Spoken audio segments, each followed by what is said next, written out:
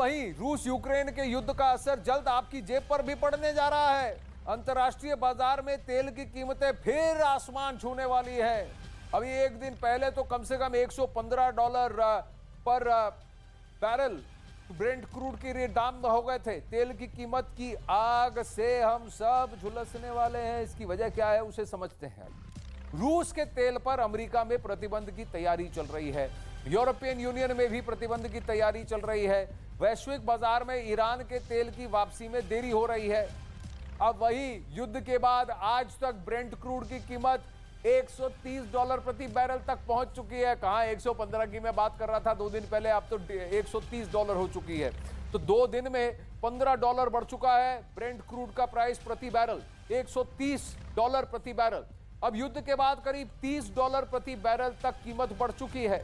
विशेषज्ञ कह रहे हैं कि अगर प्रतिबंध लगे तो कीमत $200 प्रति बैरल तक पहुंच सकता है, क्योंकि रूस करीब 70 लाख बैरल तेल प्रतिदिन निर्यात करता है। रूस का वैश्विक आपूर्ति में हिस्सा 60% है।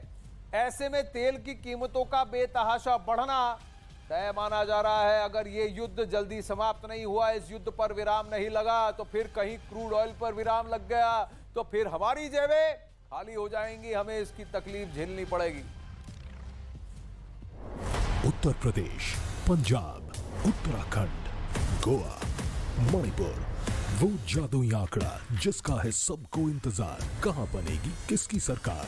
न्यूज़ 18 टारगेट महापोल, सबसे बड़ा दंगल, शाम 4 बजे से सिर्फ न्यूज़ 18 इंडिया पर।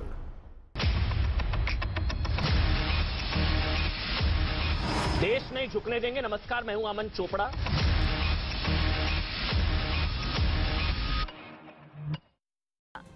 उधर रूस के खिलाफ जंग में यूक्रेन के नागरिकों ने भी हथियार उठा लिए। राष्ट्रपति वोलोदिमीर ज़ेलेंस्की ने अपने देश के नागरिकों से इस जंग में लोगों से शामिल होने की अपील की थी, जिसका असर ये हुआ कि राजधानी कीव में ही बड़ी संख्या में लोग सेना में शामिल होने के लिए अपने घरों से निकल पड़े। वहां के एक इलाके से सामने आई तस्वीर में सेना में भर्ती होने के लिए लोग कतार में खड़े होकर अपनी बारी का इंतजार करते दिखे, जबकि कुछ सेना की वर्दी लेते नजर आए। सेना में शामिल होने पहुंचे इन लोगों का जोश भी हाई दिखा।